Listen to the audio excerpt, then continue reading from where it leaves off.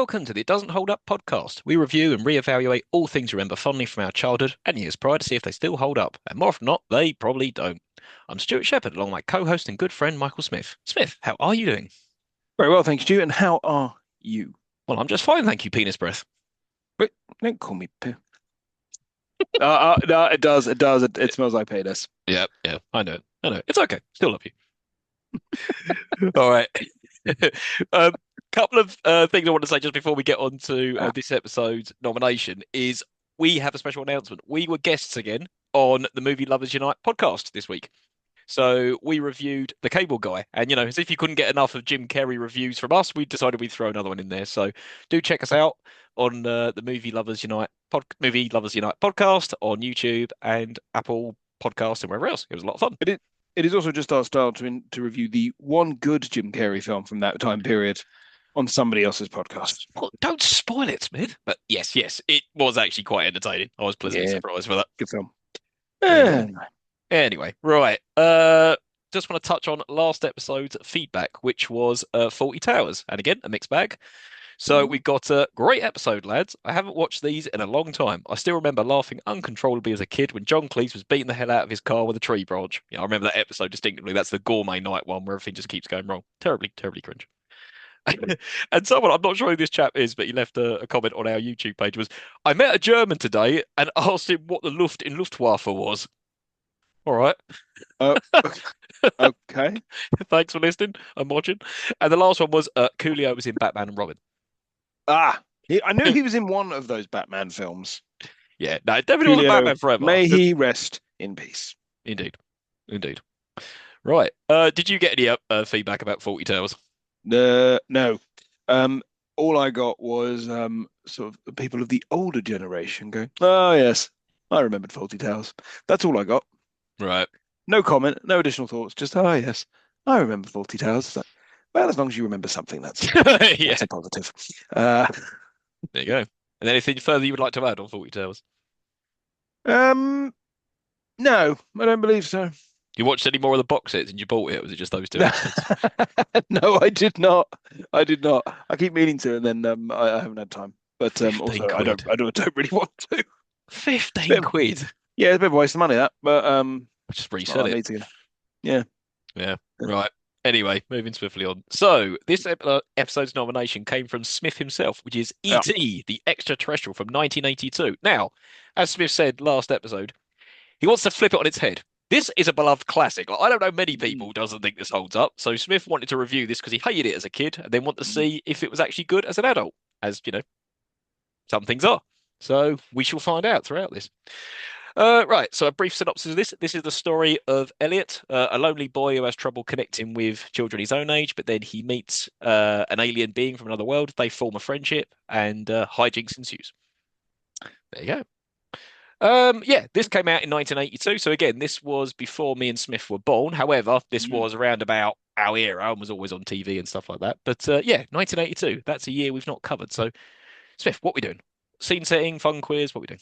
We can do a little bit of scene setting, seeing as it's a year that we've not done before. So I'm going to go take you all the way back to 1982. Again, 3 years before either of us. Well, 3 years before I was born, 2 years before you were born. Correct. Yes. Yes, you were born in 1984. That's right. So just had a quick look into what was going on at the time. Took a few like kind of high level things, didn't go too far into it. So the most famous cinema related incident that happened this year was Twilight Zone the movie.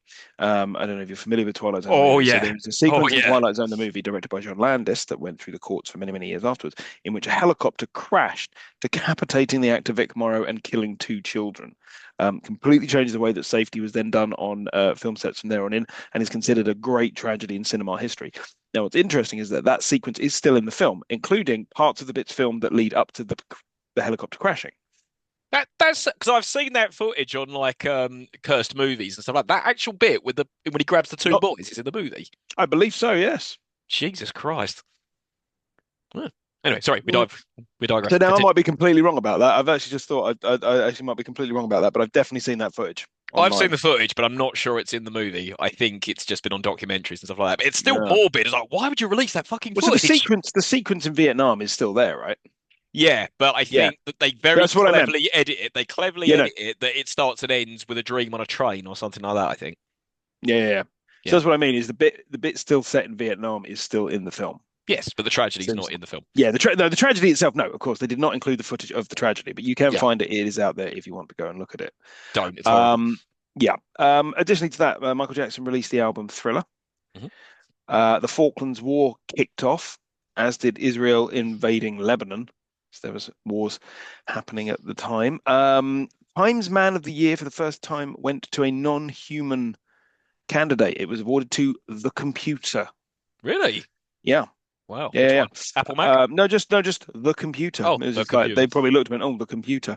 And in America, there was the Chicago Tylenol murders. Are you familiar with the Chicago Tylenol murders? I am not. So, in this, a perpetrator still yet to be found. There's never been any conviction in this case. Uh, Tampered with bottles of the pain relief drug Tylenol, filling some of the capsules with potassium cyanide, resealing them, and putting them on shelves in drugstores. Random people bought these, random people took them, random people died. Jesus Christ. I feel like there should be a Yeah, case file episode on that if there hasn't been yeah, already. yeah. I think there was. I've definitely heard long form podcasts about it, but it's absolutely fascinating. Wow. It's just completely random. Okay. So then, yes, this is 1982, the year into which E.T. the Extraterrestrial is released. E.T. on a budget of 10.5 million went on to gross 797.3 million in total, making it the highest grossing film of all time, having beaten Star Wars and holding that record until 1993 when it was beaten by Jurassic Park. It will come as no surprise to you that it was the highest grossing film of the year globally. Number two, care to guess what number two in 1982 was? You will not guess this, but Oh, 90. Oh, for God's sake. Wasn't it Gandhi? no, Gandhi came in at number 12, Okay. despite the fact it beat E.T. for the Best Actor Oscar, something that Richard Attenborough felt very, very bad about. Mhm. Richard Attenborough, of course, would later go on to act in Jurassic Park. Oh, you see, these Um, things are connected. these things are all connected. No, no, number two was Tootsie, Oh, how with much money does Dustin that Hoffman make? starring Tootsie. I don't have the number in front of me, but That's it a was the lot. number two. It was over 200 million. Okay. Have you ever seen Tootsie? Bits of it. Oh no, I That's have really seen good. it. No, I It's saw really it at good. uni. Yeah, That's a great film. we covered something at uni which was like masculinity in crisis, but instead of watching Mrs. Doubtfire, we watched Tootsie instead. Mm. So notable films that it beat at the box office: E.T., First Blood was released in 1982. Wrath of Khan, Star Trek II: The Wrath of Khan, to continue to continue the sci-fi theme. Poltergeist to link back to Mr. Spielberg. This will not be the last time I mention Poltergeist in this podcast. And the Year of the Threes: Rocky 3, Halloween 3, and Friday the 13th, Part 3. That's a lot of good threes. That's got a good threes, yeah. The other thing that it beat that came in at number 39 for the year was John Carpenter's The Thing. Your Now, favorite film. John Carpenter's Thing is my favorite film. It is, I consider it the best film ever made. I love that film. It is absolutely fantastic, perfect piece of cinema. However, it failed miserably at the box office when it was released. Partially, the blame lies, according to some people, with E.T., because E.T. provided you with a nice cuddly alien, and what people wanted was nice cuddly aliens. They didn't want giant aliens that turn into people. Their heads drop off, sprout legs, and go wandering around a frozen Antarctic base while everybody dies horribly. I mean, I do. Well, yeah, I did, I do, I did, I always will. Of If I have to pick the thing or ET, it's the thing. course. So that is a whistle-stop tour of 1982. Yeah, great. Thank you very much. Right then. So moving on to E.T. itself. So yeah, this came out in August 1982 in the UK. I think it was like May 1982 in America. So obviously we didn't see it at cinema. How old were you, and how did you come about watching this? I mean, it could have been cinema, it could have been a rerun. No, it wasn't. It was home video or television, one of the two. It was definitely at home. Mhm. And I remember very little of it because I remember not liking it. Now, as a child, I had fairly adult tastes in movies, not as like a 5-year-old, obviously, but when I hit about 8 or 9, which is roughly around about the time I think most people would have been seeing E.T., I wanted to watch Alien and Aliens and Predator and RoboCop and all of those. So a nice, gentle tale of a young boy and his alien friend didn't really stick with me. I also, upon review, have got this really mixed up with both Flight of the Navigator and Mac and Me. Mac and Me is almost identical. There was a It's, bit in this where I was like, where's the bit where they go to McDonald's? Start fucking about. I was like, oh no, wait, that's Mac and Me. That's not yes. this. They don't fuck about at McDonald's at all in this film. No. And Mac and Me has been suggested for us to cover. I was like, that film didn't hold up in the first place. So no, we I will not remember cover Mac and enjoying Me. I remember enjoying Mac and Me when I was a kid in the same way that I enjoyed like the Ewoks Caravan of Courage or Battle for Endor. Oh yeah, yeah. There you Yeah. go. All right, maybe we Again, will like cover you, Mac and Me at something some point. like for me, something like an ET when I was a kid could not hold up to Star Wars for the level of excitement and the kind of what I wanted to see at the time, which was Mhm, adventure, it was action, it was kind of horror, it was scary, it was slightly more adult themed than this. mhm. Okay. What about Um, you? I think I was younger than 8 or so. I can remember. I don't think we rented it on video, but I remember this being on TV all the time. We've covered movies that I've said have always been on TV, like Masters of the Universe Mm, always seemed to be on. Flight of the Navigator always seemed to be on. This one always seemed to be on like a Saturday afternoon, early evening. I think BBC One. And I've got mm, very, very vivid memories of this always being on and watching it. And I'd either watch it from start to finish or I'd catch bits of it, but I'd know immediately what scene it was. So yeah, I remember from a very early age watching this film. mm. And yeah, I think all of my family enjoyed it as well. Like whenever it was on, it was one of those movies we wouldn't flick past. We would just watch it. So One there of you those go. things where you kind of if you catch a bit of it, you're suddenly suckered in. Yeah, yeah, Like I was saying, definitely. like I was said recently that I was watching, I was talking about TV the other week, and Die Hard with a Vengeance was on. I was Oh about yes. 15 minutes in, and I flicked to Die Hard with a Vengeance, and suddenly it was 2 o'clock in the morning, and I'd watched all of Die Hard with a Vengeance. Yeah, that's happened to me when Died with a Vengeance. Come on. So yeah, I understand. But oddly enough, just going back to ET, right? A very Mm, similar movie, and I'm sure you'll cover it, or we'll cover it in the discussions, is Close Encounters of the Third Kind. Now, whenever that has a bit on, like a little clip of it, I've never felt inclined to watch all of it. I've always gone, like, oh no, that looks kind of boring. And then a couple of years ago, I sat down and watched Close Encounters of the Third Kind. I went, yeah, this is boring, and I just didn't like it. So, I have never seen Close Encounters of the Third Kind. knowing you, you'd probably I'll like it. probably love it. You'd probably love it. Oh, Yeah. it's very slow and it's very boring. It's Oh, my it kind of is. film. Yeah, it was my kind of film. Film. No, once it got to the end, it is great, but it just builds up to this fucking ending, and like, oh, just get on with it, you know. But yeah, anyway, right, cool, okay. So we've done our scene setting, how old we were, all that jazz. So shall we Yep. delve into the plot? Yes, let's. Right then. So immediately we get a lovely bit of nostalgia. We've got the old school Universal logo. I was like, I love that logo. It's all like grainy and stuff, and then it Yeah, zooms yeah, out. It's not yeah, the yeah. da da da da da da. Da. I don't like that one. I just like the No, one that zooms straight in. For me, that's like Back to the Future. That's this movie. that's childhood.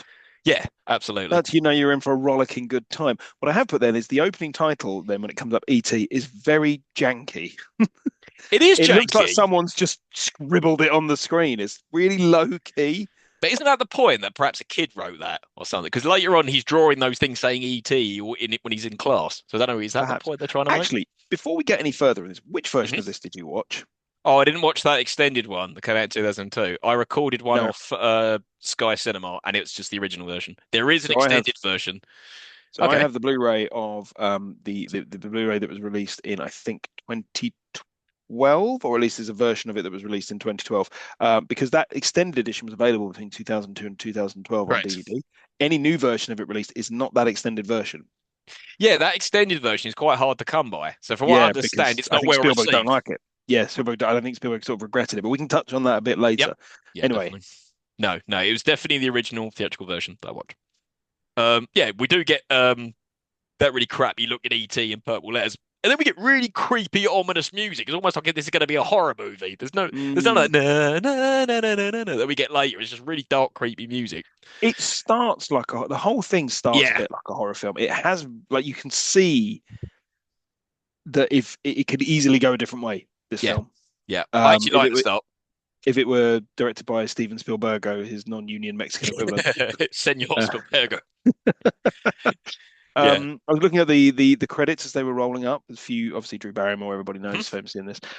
Peter Coyote, mhm, who I only really know from Sphere, apart from this, mhm. which is a film that came out in the mid '90s, and Henry Thomas, who went on to have a fairly successful adult career. And I don't mean porn. I mean, as an adult, he's gone on to star in lots of Mike Flanagan stuff on Netflix. So, Yeah, the Haunting Haunting of of Hill Hill House. House, Yeah, Haunting of Bly Manor, was it Midnight Mass, and more recently, The Falling of the House of Usher. And he's great in all of them. He's managed to he is. successfully parlay a child acting career into an adult career, which is like very impressive. He also, if you see a picture of him now, looks exactly the same but older. Yeah, Like, you taller. know how some you know how Yeah, some kids don't look like they did when they were yeah. kids. When you see him in this, it's like his face is just aged. and it's Yeah, like it's just on his old adult body. It's weird. yeah, definitely. And also, he gets the and treatment on the credits. And Henry Thomas. Like, what do you mean, and Henry Thomas? He's the main character. Why is he and Henry Thomas? But yeah, Um, Also, Dee Wallace, who yeah, is resident mum of the 80s. resident mum of horror films of the 1980s, Yes. because she is Yeah. in a lot of horror stuff Yep. and a lot of crap. Yes. I mean, like, I don't like The Howling. Everyone goes on about how The Howling is Shut great. Like, up. no, I don't Howling's like it. great. What are you talking about? No, I didn't like it. She's in Critters. Critters is great. Yeah, she's in Critters. She was in that really shit Halloween remake from Rob Zombie. Was she? Ugh. Yeah, she was Laurie Strode's mum in it. Oh, I've only seen that film once. I don't care to watch it again. Anyway, we're getting off topic. Cujo. She was in Cujo. She was in Cujo. I like Cujo. Very Cujo's good. fine. Cujo's a bit boring. There we go. Right. Anyway, Yeah. so yeah, Sorry. we get the woods late at night. And it all looks cool. And we get a spaceship, a really weird looking spaceship, but I'm okay with it.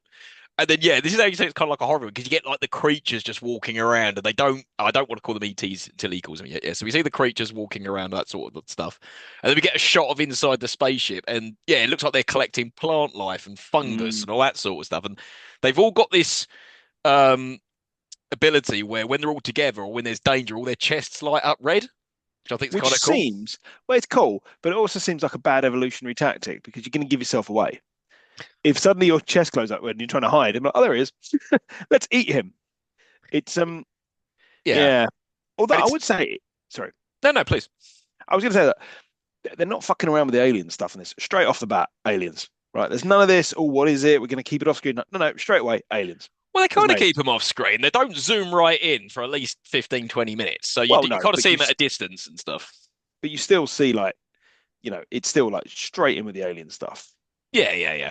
But they're here to collect plants, presumably. I'm like, this is where Well, Flight of the Navigator copied as well, because that's what he was on there for. He was collecting plants and specimens. it's also I think the bit inside the spaceship, there are plants that aren't from Earth. Yes, It's exactly. clearly like Yeah. this bit of it. I don't know if you ever went to Universal Studios in Florida No, I've never been. and the ET ride because the Is it ET ride still there, there? it's still there. I still there. I Oh, went wow. last year, no, year before last. I went and you get on the bikes and you fly up and you fly through the forest and it's really shit because all the models are from like the Yeah, 1980s or the yeah. 1990s, so they look really like a mannequin with a wig on. Right. And then it takes you to ET's home planet and it's got all of this kind of stuff. It Oh, reminded that's me of the cool. inside of the ship. And you got lots of other ETs knocking around and they're like, oh, they've got silly names, but yeah, it's pretty cool. And this reminded me very much of that. No, I don't know if they still do it, but I always heard when I was a kid from friends who'd gone to Disneyland or whatever else or Universal Studios that you gave your name, and then as you walked away after the ride, E2 would be like, "Goodbye, Michael. Goodbye, Stu," and all stuff like that. Does that still happen? Yes, no. Oh, arseholes. All right. It did happen. It doesn't happen anymore. It's currently in a bit of the park by itself, surrounded by construction stuff. It's almost like they can't bring themselves to knock it down. They've And nor knocked down should the they. Jaws ride. They've knocked down the Back to the Future ride. They've knocked down the Terminator 2 ride. But this, they're like, Why would they knock those other ones down? They're awesome. But replace yeah, them with other things. Yeah. replace them with shittier things. Anyway, Well, yeah. right. Anyway, then we get a shot of the creature, presumably it's our creature, pulling up a plant, and we get a great shot of like the woods, and it's massive, and there's fog, and you just see him walking along. And, oh, all of this scene for me, I loved it. I thought it was really, really good. Um, and then yeah, that creature looks out to the town, and at that point, all cars start showing up, and men without faces are running around, or like trying to catch other creatures. Now you'll see this throughout this movie. They're always hiding the faces of the adults until right at the Mm. end of the movie. But apparently that was deliberate. Because at first, I was like, why do they keep doing this? But yeah, It's it's all deliberate. filmed at like a child's height. Yeah, It's and until the adults properly kind of step into his world, you don't see them. yeah, It's yeah, it's this yeah, just faceless adults, and it's quite clever. It's quite a yeah. clever narrative conceit. Um, Sorry, filmmaking technique. Also, so you never see ET move really, really fast in a long shot because he definitely can't. Yeah, yeah, yeah. Yeah, In fact, he's a, one long shot you see between the big trees and you see him walking along, that looks to me like a CG edit, like a CG update. There's a few bits in this where I'm like, that must be tweaks they made for the updated version that they've kept. maybe on your Blu-ray. I didn't get that for the one I watched on Sky. So yeah, Okay. who knows? There's another bit later on where I think it looks a bit like that as well, but We'll get to it. I might be wrong. All right. Yeah, then we see the creatures hiding away from the humans, but then he's detected and his chest flashes red and he starts running for his life. And it's quite obviously a model on a cable. He's like, "Ah!" And it starts moving like really, really fast. And then he starts running for his life, but then the spaceship starts to leave without him. I was like, no, why They would you left him do behind. What a this? bunch of pricks. I know, right? I mean, on the one hand, I get it; they're all going to get captured and dissected. But on the other hand, it's like you've left your like family member behind or friend or whatever else. That's horrible. And then yeah, and the spaceship flies away, and the creature looks really sad. It's like, oh, poor little guy.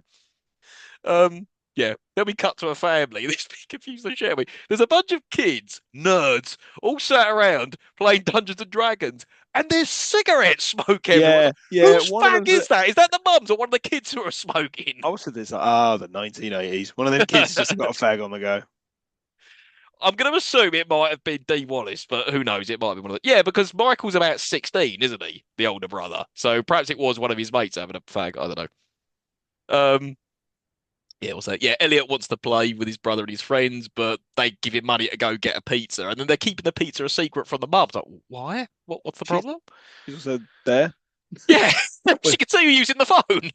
the thing is, they tell him what to go and get on the pizza. Like, oh no, those little fishy things. It's like you've already ordered it.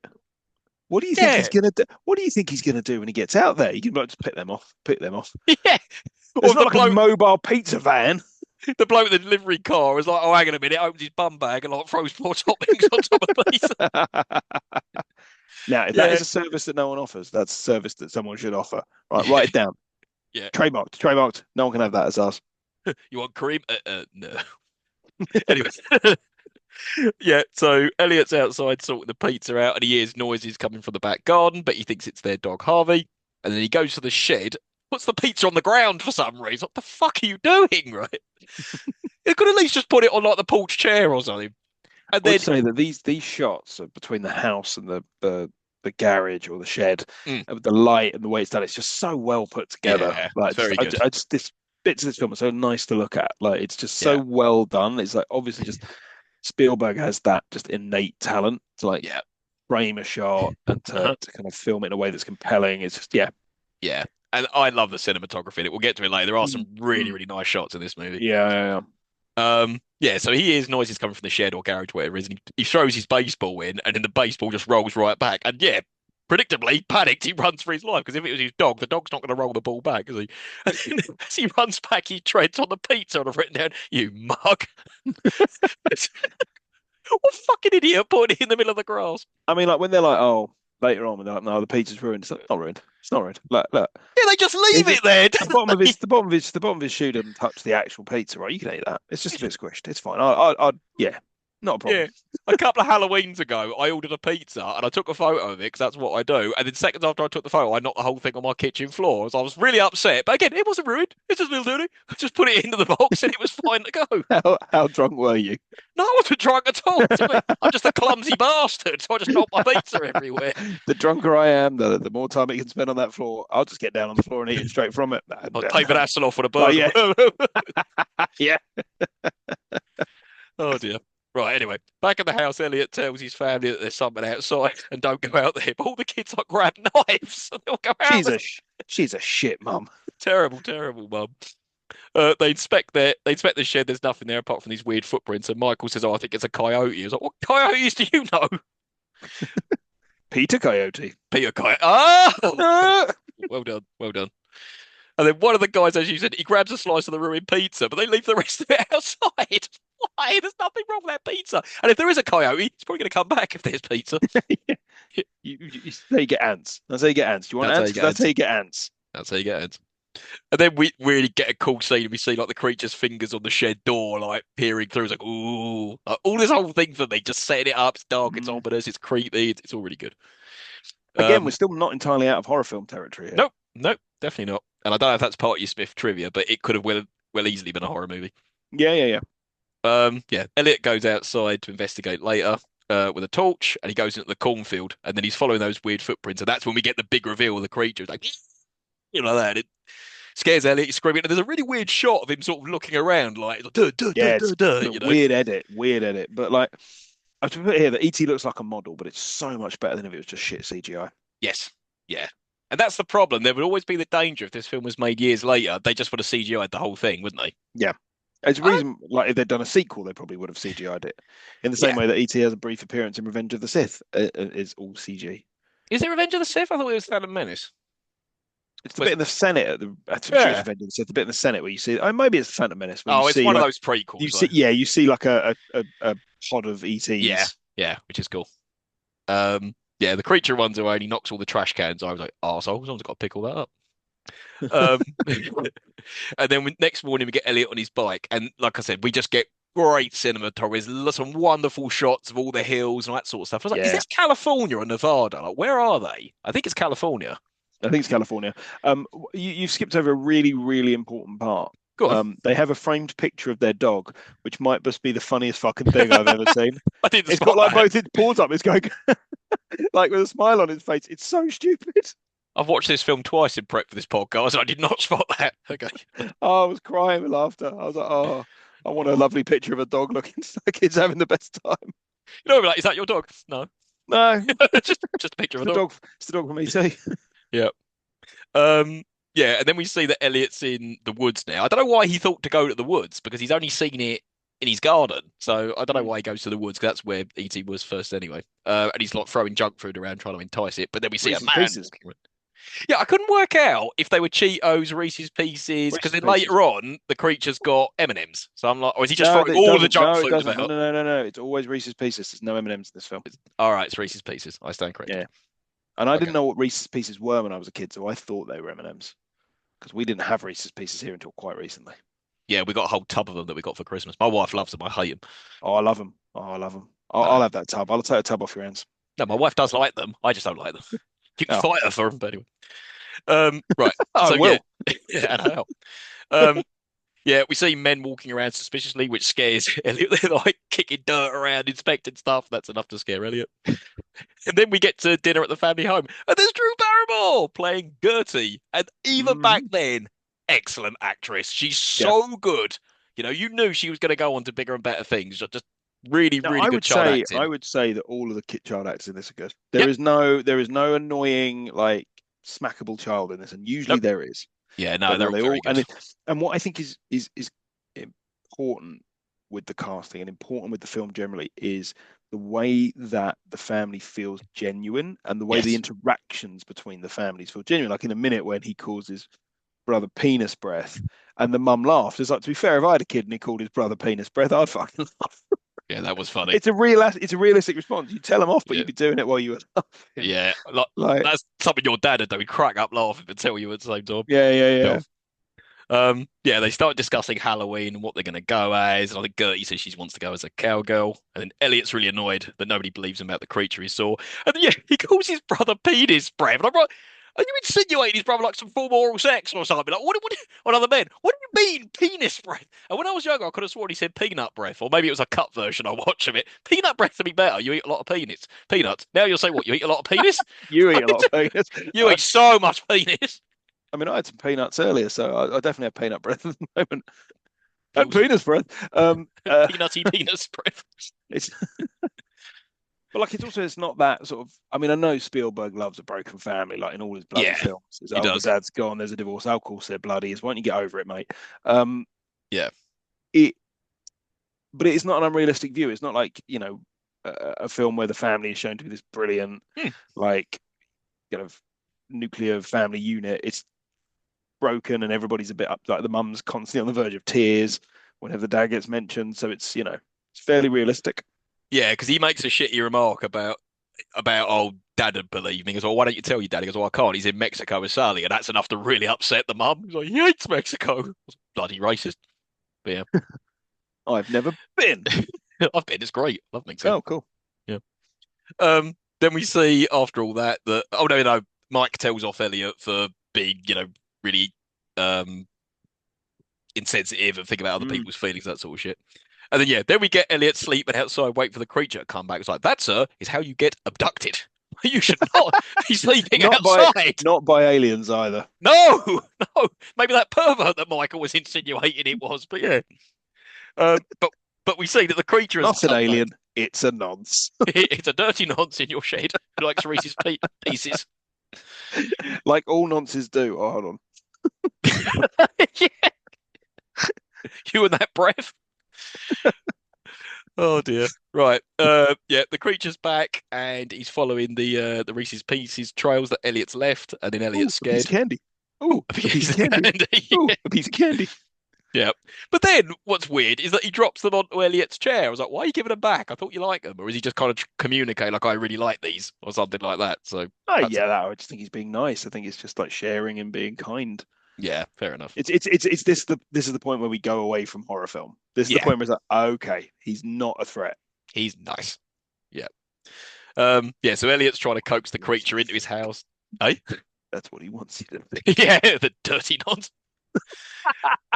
Um, yeah, so he's Elliot's trying to coax it into the house and back upstairs with more candy. And Elliot's room is 80s-tastic. And the one thing I spotted to me was like, shit, there's a spilled can of Coke. Oh no, wait, it's a model. It's a model. Yeah, Very, that's very what I thought pointless as model. well. Yeah, that's what I thought. I was like, what the hell? That's a dirty bastard. That's a shit mum. Tidy up your house. Bloody mess. But also that there is a lot of Coke product placement in this. Like later on, he's like, "Do you want a Coke?" I was like, "Oh, here we go." This is like, was it? What was that other thing we watched with this product? Oh, Santa Claus the movie. There was so much product placement in that movie. Just hold it so the logo's right out front. Yeah, that's right. Yep. Yeah, the creature's knocking things over, and it was really upsetting me. And then they have this really, really nice scene where like Elliot's scratching his face and the creature's doing the same and they're waving to each other. Oh, that scene was really, really good. Really enjoyed that. And I didn't remember that bit, but yeah, that And bit was then cool. and then Elliot immediately falls asleep. And it's like, right, I'd be too excited that there was Of an alien course, in or a goblin or whatever the fuck you think it is. It's something that isn't normal in your room. So A, I'd be too excited. B, I wouldn't fucking fall asleep. it might kill you. I don't know. I don't know what it's gonna do. It might nonce you. What's he gonna do with that long finger? Yes, yes, that's very true. But then this is when you get the early indication that they're connected because then the creature gets sleepy as well. They both sort of slump down and go to sleep. Then what happens? Then outside we get those faceless men and they're shining torches around and using Oh, actually, gadgets. sorry, I missed a bit. Um, oh no, no, go on. No, No, no, I didn't. we get the faceless men outside and they're looking around with the gadgets and then they discover the candy. I was like, uh-oh. Yeah, and I put there because the faces man then eats a bit of it. Would you eat a piece of candy you found in the woods? I mean, I wouldn't, but you probably would. I probably would. I definitely have done. You drank a can of cider you found over the woods that was surrounded by palm mags, so nothing gets past you. Call that a good night out. This was during the day. We were 13. Free cider. For I a palm wiped mag. it. Oh, that's all right. Wasn't it Larry David once ate a hot dog out of a dustbin or something once? I ate a kebab I found on a wall. Fucking hell. What, has it been partially eaten or had someone just bought Ah, it and not bothered this is eating just it? not the boy left it on a wall. I was drunk. Free kebab. You are a scumbag. So next morning, Elliot's having his temperature taken to skip school. And I was like, we've all done this. Put it on the radiator or put it on the light bulb or something like that. So, I've yeah. never done that. Yeah, Thermometer. whatever. Well, no, what thermometer? I didn't have a thermometer. I just lied. Yeah, but if you said, "Oh, I think I got a tip," or did you just say I got a stomach ache or Yeah, I something like said I got that? a stomach ache. Just keep the life simple. Oh, fair enough. All right. Well, I used to do that anyway. Or when I genuinely did have a temperature, my mum used to go, "Did you put this on the radio?" I was like, "No, I genuinely am sick." I wasn't sick. Right. Anyway, Michael's back in the car out of the garage badly and reversing it down the drive. I was like, "Why have you trusted him to do this?" We see that Elliot's hidden the creature in the wardrobe and entices him out, and then he starts giving him a tour of the room, which includes a toy shark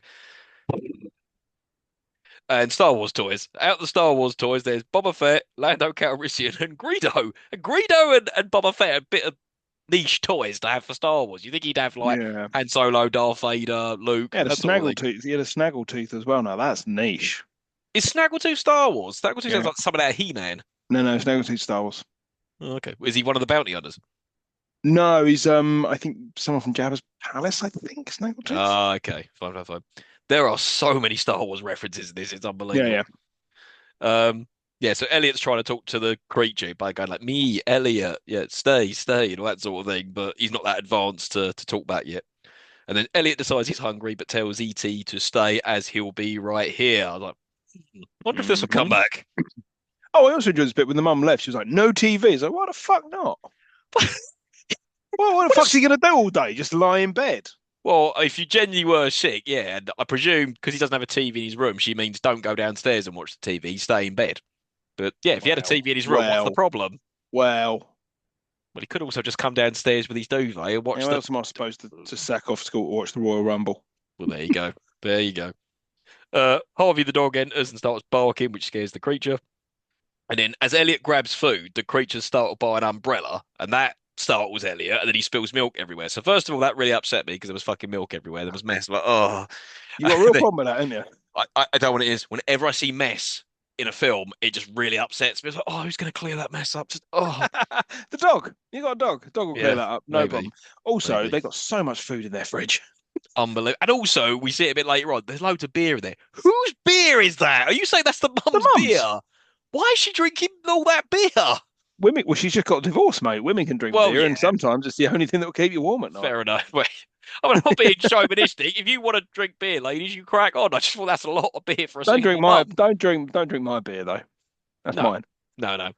It'd be more worrying if it was like Michael's beer. It's like the dude's like 16. But all right. I mean, he's got a bunch of fags on the go, so he That's might as well true. have a beer. You know? That's true. That's true. Um, then we see that the creature's scared and he's hiding with the toys in the cupboard. And then Elliot says to him, "Do you want a Coke?" I'm like, "Oh, stop." And he's made him like a nice plate of food sandwiches, crisps, sort of thing. He's an alien. He doesn't care. And then this bit really made me laugh. Michael comes home from football practice and he's singing as he's coming in. He opens the fridge and goes, "Nothing but health shit." And then shuts it. Like, there is so much swearing in this film. When this film came out, it There was a always, U, but this is a yeah, there always PG on is. re-release. Yeah, I got it as a PG. There are all, well, I mean, that's because standards would have changed. Yeah, yeah, You probably could have got away with this, but there is so many like films from this time that have this amount of swearing. And you look at like the Goonies has got like a yeah. load of swearing in it. It's got a load That's of talk true. about sex toys as well, right at the Drugs. beginning of Yeah, it. yeah. Yeah, yeah. I mean, the Goonies literally starts with someone pretending to kill themselves. Yeah, that's It true. is dark. Like all films this age were dark, and that's why we love them, right? Of course. Because they didn't patronize us. They talked about adult things and stuff. So yeah, it was cool. Yeah, Elliot wants to show Mike the creature, and he starts making fun of him, even doing a Yoda reference. Like, oh. And also, by this point, Return of the Jedi hadn't come out. There was only The Empire Strikes Back. So Mm. it shows you how big Yoda was just from that one movie. Yeah, yeah. Um, yeah, and then Elliot shows him it, and then he Oh, he's absolutely, barely in Jedi. yeah, Yoda's barely in Jedi. He's in like one scene. two. He's in the bit where he dies, and when Oh, they're all billion. sharp as ghosts at the Yeah, end. yeah, Yeah, yeah. yeah, yeah, yeah. Yeah, he shows him the creature, and Mike absolutely shits himself. And at the same time, Gertie runs in, and she starts screaming as well. It's like everyone's just screaming. Then Mike knocks down a shelf. Then I got really upset. Everyone's screaming. Ah, there's a bit coming up where I got really upset, and I'll tell you when we get there. All right, cool. Mum wants to know what's going on, and Mike and Gertie are hiding in the wardrobe with the creature. And then, yeah, the kids discuss what he is, and then they make Gertie promise not to tell anyone. And they're going to rip like the arm off her doll. Like, oh, don't do that. That's horrible. That I mean, wasn't that going to again is upset a you. very realistic threat towards a child. What, to destroy its toy? Yeah. Yeah. Yeah, at this point we can see that the creature can extend its neck up as well. Because when we first see him, he's very short and all huddled over and stuff. Mm. But then at various points he gets like a lot taller. I don't know whether when he's more sort of confident or that sort of thing, which is cool. Yeah, and then they make Gertie promise not to tell him at all, so they're all going to keep it a secret. We get a shot of the town, and we see more faceless men with blibbity blibbity equipment nosing around. They And also then, just decide E.T.'s a boy. yeah, at this point they went, "Is he a boy?" Let's Oh, he's decide it. definitely a boy. It's like, why? Can you see his dick or something? Like, how do you know? Well, they just decided that he is. Yeah, fair enough. And he's still not ET yet. He's still just the creature. Um, Gertie goes into Elliot's room with a drooping plant, and for some reason she goes, "What are you doing, Gertie?" He goes, "Oh, I'm going to play in Elliot's room," and she says something. And he goes, "Okay, Mary." I was like, "Why are you calling your mum Mary?" It's really weird. It made me laugh though. All right. Did make me laugh. I don't know. Maybe it was an ad lib line. Who knows? We see that the creature's eating loads of food, and they discuss what he is, and they start showing him an atlas and then a globe, and show that they're in USA. And yeah, it did look like California from where they were pointing because it was Yeah, very, yeah, very yeah. west. So yeah. And then the creature points to a space book of the solar system, and then he makes the Play-Doh balls rise up and stuff, which I thought was So really cool. that's the bit to me that looks like it's been tweaked with CG. Again, what the one I saw was a bit tacky, so maybe your one's been Right. cleaned up. Yeah. Yeah, it's probably that. Okay. Shame. Um, what happens? Then we get more blibbity blibbity noises going outside as Elliot's investigating. And then what was it? The creature's looking through that kid's drawing book of like a dog and all that sort of thing. And then that droopy plant that Gertie's made and he makes come back to life. I was like, oh, that's really cool. Mm. So now we know that he can heal things as well. So he can manipulate its environment and he can heal things as well. We get Mike and Elliot are making their way to school, and then Mike's friends are all making fun of Elliot because earlier on they kept referring to whatever he saw as a goblin, and then one of them says, "Oh, it's the extraterrestrial." Goes, "Or maybe it's from Uranus. You get it, Uranus?" I was like, "Yeah, it's kind of That funny." made me laugh because he kept saying it. Uranus, get Uranus, Uranus, get it, Uranus. So he doesn't get it. Uranus. And then they keep cussing each other. He keeps going zero charisma, zero charisma. Like, that's a shit cuss, Elliot. Like you could call him I something couldn't much work worse. out what the other guy was saying to him. Yeah, I couldn't work it out at all. He was don't know. whatever he was saying. I was like, I don't know what this is. It's probably because he had It zero charisma. must be an 80s thing. One of those kids is C. Thomas Howell, who later went on to star in Soul Man. Oh, we've watched that. It's awful. Yeah, Soul Man's terrible. Yes, and deeply offensive. Oh, very offensive, yes. For Yeah. people who don't know what Soul Man is about, basically it posits that if you take enough tanning pills, you can pass as a black man. Yes, this is a real film. Yeah, oh yeah, yeah, yeah. Yeah, yeah.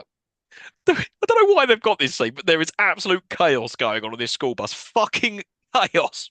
Why is this bus driver putting up with that? You know? Bus driver's just given up, mate. He's been dealing with this for years. He doesn't Yeah, care. yeah. He's Just still getting let paid. him Yeah, scream. do it. Yep. That's Uh, another bottle of whiskey for tonight. yeah, exactly. The mum goes into the wardrobe, but the creature's pretending to be a toy. And again, he would pass as a toy. If you went in and he was being dead still, you just assume it was a cuddly toy or something. The things I wondered looking at this, right? Because one, A, how does he know to hide from the mum? Yep, true. Why is he hiding? He doesn't know that he should be hiding from. Although if he has a psychic connection with Elliot, that's kind of explains away most Yep, things. And you got yep. any questions? Psychic connection with Elliot, that explains it away. So if Elliot wants him to hide, he knows he has to hide, so he hides. Um, Also, ET's well ugly. Oh yeah. Like he's a horrible looking thing. I just don't think. Does he not smell? I bet he smells. Smells of what? I don't know. That's what I'm thinking. What does he smell of? Alien stuff. Ugh, Well, poo, maybe. probably. Yeah. Maybe he thinks we're ugly and we smell. Who knows? Well, I do smell. But yeah, the penis. Yeah. Well, Right. that's just my breath. Yeah, just your breath. We get a faceless teacher walking around in class, and I don't think that's who you think it is. No, it's not who I think it was. I got those Yeah, mixed up, but I'll tell you later the who I person who you thought it think was. is in a deleted scene. But yeah, we'll talk about Yeah, that later. Yeah. Um, yeah. Then we see that Elliot's drawing a picture of the creature, and he's written ET all over it, probably based on what that kid who kept saying Uranus said earlier on. yeah. Yeah. We see the creature. Uranus, the extraterrestrial. That'd be a terrible movie. The creature leaves Elliot's room and he goes downstairs wearing someone's shirt. I don't know. And apparently, these kids in the class are going to dissect a frog. And I've written down, whatever for. And not only are they going to do this, they're not going to kill the frogs for it. They're just going to put them to sleep and then carve these poor frogs up. Because then the teacher starts saying stuff like, "You'll see its heart is still beating." It's like, you fucking monsters. Like, why would you do that? What are the kids going to get out of this apart from trauma? Well, it's a biology class, and I was watching this with Hannah, and she asked, "Did this actually happen in biology class?" Because we never did it at I think school, but then we didn't do A level, and I think at A level it probably did, it was but at pretty A level it dead. probably wasn't. Yeah, it was probably dead. Oh, I no, I do remember a biology class we had. Yeah, No, it wasn't a frog. It was a butcher's heart that our teacher cut up. Yeah, no. So no, no. Even if it was a dead maybe it frog, happened at maybe it happened at A level. it's still fucked up, man. Why did a frog have to die in vain just to demonstrate what its insides look like? Just horrible. Yeah. Anyway, the creature starts helping himself to food in the fridge, including potato salad, but then he finds the good stuff, beer. And Well, again, yeah, this is the bit that upset me, right? 'Cause he throws the potato salad on the floor. The dog's eating the potato salad. Should be giving a dog potato salad, right? That potato salad's gonna have onion in it or garlic. You shouldn't be giving dogs onion and garlic. It's poisonous to them. All right. This really upsets me. Hannah was like, "Oh God, here he goes." So I was like, "Yeah, you shouldn't be giving all this stuff to a dog. well, I You said we should shouldn't. give anything to a dog: chocolate, bread, No, you like shouldn't give anything to a dog. biscuits. Don't be give dog food to a dog. Don't give anything else to a dog. Dogs don't know what's good for them. They'll eat any old shit and they'll kill themselves doing it because Yeah, dogs are but they, thick. yeah, but could you give it? I don't know. Say you had a roast and you hadn't finished some of the meat. You could give it that. Depends what you cooked it in. And you probably shouldn't because it's quite high in fat content. So you probably shouldn't be giving it to a dog. You can, but you shouldn't. All right. You certainly shouldn't give it cooked bones. 'Cause cooked bones can splinter and cause internal bleeding. So don't be giving a dog bones Yeah, but that they are love the cooked. marrow bone in a bone. They go nuts for it. Yeah, but you give them the like the raw bones is fine. Just that. Right. Look, I'm not getting into good dog ownership Yeah, here. shut All up, right, this will is you? not the good dog ownership podcast. Oh, it's But let not. me just say this, right? If you've got potato salad, you've got a dog, you keep those things well apart. Yeah. All right. All right. Anyway, moving on. So the creature's drinking all this beer. He starts getting pissed Yeah, and bumping into right. things. Just written down ET being a right lad. Yeah, lads. Like he Go didn't on, just lad. have one. He's All right. drunk about six. He just keeps drinking them. and he's bumping into stuff, which starts hurting Elliot. But the more pissed ET gets, the more pissed Elliot starts getting. And then he looks over some girls on, being like, "Ugh." So it was just really funny. She bloody loves it. Oh yeah. At this point, the creature starts playing with a spelling toy, and he turns on the TV, and it's playing Tom and Jerry. For some reason, in my mind, I remember it being He-Man that he switched on to, not Tom and Jerry, but whatever it is, it startles him because Tom's tail's on fire and it upsets him. And then he switches on to some alien movie, and at first I thought it was the original War of the Worlds, but it isn't. It's some other alien movie that he's watching. Is it this island Earth? Could have been. I don't know. Is it they blue and pink and have the big brains in their I, helmets? Because I don't think you that's see the creatures in it. I think the guy's just in an aeroplane flying, and like, oh, we're getting sucked up or something like that. I don't know. okay. Yeah, back in the class, the kids are starting to chloroform the frogs, and I've written down that's just awful. The creature starts reading a Buck Rogers comic, and then he starts having an idea, and then he starts looking at various things around the house. So I guess he's put two and two together. Oh, I can make a satellite and all that sort of thing Mm. from shit around Elliot's house. Um, Elliot doesn't want to dissect the frog, and then he starts to save the frogs, and everyone else starts freeing the frogs. Like, what made everyone else want to like start throwing the frogs out of the window? They just think, oh yeah, chaos, this will be fun. Let's rebel or something, Yeah. Yeah. And then as he's doing that, and there's chaos, there's frogs everywhere. The creature start to assemble everything, including that little toy I remember from the 80s that can spell out words that you type Yeah, in, yeah, that yeah, sort yeah. of thing. And then we get that bit because at the same time he's assembling stuff, the creature's watching that alien movie where he switched it onto a romantic movie or something like that. And some guy like 12 someone around and kisses her. And that's what Elliot does to Very that other weird. girl. Yeah, and he stands on top of a bloke who's fallen over to reach her as well. Very, She very bloody strange loves thing. it. She does love it. But It's all then very Elliot, strange. That whole sequence is very odd. I think it's just because he's pissed. He doesn't know what he's doing. That's why he's done it. But yeah, it is an odd scene. But yeah, Elliot is taken away by a teacher for his very bad behaviour. Um, Mum and Gertie are home, but Mum pays no attention to the creature whatsoever. He's blatantly like walking past her and stuff, but she's not paying any attention or listening to Gertie. And I imagine that's probably such the life of a distracted parent, just like, oh look, whatever, shut up. You're just going on Yeah, about some yeah, nonsense. yeah, I'm not about going to that. listen to you. Blah blah Yeah, blah blah yeah, blah blah yeah. blah. Man from the Moon. Yeah, great. Right, absolutely full of shit. Um, Great.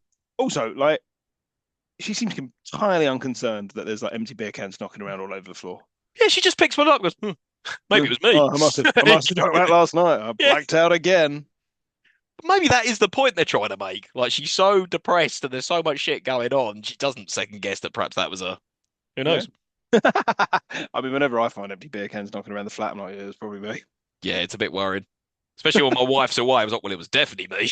You know? Yeah, Gertie's watching some kids' educational show, and then all the words begin with B, like ball and bandit, that sort of stuff. And then she can't pronounce one word, so she keeps saying B, B, B. And then suddenly you hear the creature go B. And then that gets Gertie very excited. At the same time, Mum's got a call from the school that Elliot is intoxicated. She's like, intoxicated? Have you got the right kid? Which I thought was funny. And then she's like, oh, Gertie, stay here. I'm going to pick Elliot. I was like, this little girl's like 6. Why are you leaving her in the house? Even if it is for 10 minutes. Yeah, I mean, I would. What if it's just 10 minutes? Oh, you'll be fine. Yeah, you should be fine. What are you gonna do in 10 minutes? True. Yeah, the creature starts touching the phone and saying phone, and then Gertie's like, you want to call somebody? And then they say that Elliot's back home with a hangover, and he's horrified to see that Gertie's dressed him up to look like a right arsehole. What is he supposed to be? But at this point, he's evolved to speak because now he keeps saying Elliot. He's going, Elliot, Elliot, Elliot. And at this point, Elliot calls him E.T. So from henceforth, I will stop calling him the creature. I will call Oh him God. E.T. But All he's not. right. I'm a very firm believer. I've not His called him. name's not E.T. His name's fucking Jeff. I did read somewhere that he did originally have a name, but the name was so stupid they scrapped it. I was like, yeah, Bleeble Blarblax or yeah, something. it's Like that. something crap God, like what are that. you Yeah, gonna yeah, do? yeah. Yeah.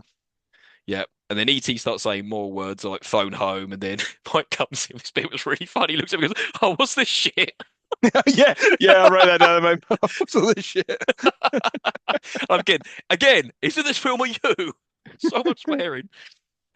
We see a trucks outside surveying the street, and it's those pesky faceless men with the bibbity bobbity voices. Hold on. Elliot's gone. Let's dial in. Beep boop beep boop. Yeah. Getting closer. Beep boop. Yeah, what are they surveying for? Are they I surveying don't for fucking know. alien life? Probably radioactivity. probably. Or they're listening to like kids talking about, oh, how new alien friend. Ah, got 'em. Uh, yeah, you stupid kids talking Yeah, about your new alien friend as if the government isn't listening. The ET is probably quite heavily radioactive. yeah, They're all going to die much younger than they otherwise would have. yeah. But you know what? I mean, we'll get to it later. But when ET really starts dying, I was like, that makes sense. He's not supposed to be from this planet, so Yeah, that's why he's starting to deteriorate. So yeah, it's basically the entire plot of War of the Worlds. yeah, yeah. I actually preferred the ending of that they all just die because of bacteria. I was like, that totally makes sense. You're not supposed Yeah, to be that's here. exactly how it would happen. Yeah, Yeah, yeah. you don't have an immune system to defend yourself against anything you're going to find here. No, there you go. Right, so Elliot keeps referring to him as ET, and then Mike and Elliot have a moment reminiscing about their dad after they find a shirt. He's like, "Do you remember when you took us to the movies? We threw popcorn around." Like, okay, You little bollocks. yeah. And your dad probably encouraged it as well. He sounds like a deadbeat. You don't want him. I think with the psychic connection and like the way that there's absolutely no coincidence the fact that Elliot and E.T. Shane share the first, same, and last letters of their Hmm. name, right? Yeah, It's definitely, this is much more than about a little kid that finds his alien friend, right? It's about coming to terms with loss. It's about coming yeah. to terms with grief. It's about learning to step out of the shadow of grief and sort of become more to. He starts off, the kid starts off the film being really sort of withdrawn Hmm. and kind of cynical and grows as a person throughout the rest of the film. So it's quite cleverly done. Yeah, I think so. Yeah, and coming of age movie as well.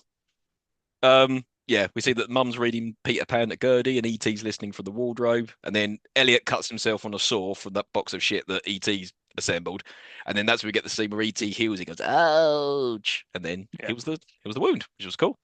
Also, But that no coincidence then that Spielberg goes on to direct Hook, what's that got to do with anything? Peter Pan. Ah, you see, it's all connected. It's all All connected. connected. We see that pesky van is still outside. And then Mike and Elliot are watching ET making a device from all that stuff that he's collected, but that plant is starting to look droopy again. Uh-oh. Then it's Halloween, my favorite time of the year. And Just want to fucking water it. yeah, Water the exactly. bath the plant. Problem solved. And why was the plant dying? Because it was getting the radioactive rays from ET, or just because it Well, needed I good think, water? yeah. Because ET's giving off more radioactive energy than Chernobyl at this Yeah. point. It's killing everybody around him. No, I assume it's that he's meant to have a sort of a psychic connection to the plant as well. Right, Like, okay. Oh yeah, because he's yeah, kind collect plants anyway and stuff. Okay, yeah, yeah, yeah, cool. yeah, yeah. Cool, cool, cool. Yep, it's Halloween, and the plan is to pretend that E.T. is a ghost, but also Gertie is a ghost, so they can swap, and then Elliot can go off to the woods so they can phone home. Yeah, they, This, they let Gertie just go up to the fucking lookout point by herself. yeah, A just wait up 6-year-old there. girl, just wait up there. It's That's not how fine. you get fucking abducted. Yeah, that pervert we were talking about from earlier might get her. Yeah. Everything's all right in the 80s. No, nothing ever bad. Nothing bad ever went wrong in the 80s. No, this neighbour's safe as ours is. No, you're all right. Why don't you just go We, and hang out with the priest while you're at it? we've got faceless men walking around with a blibby blibby, and they're just letting her walk off.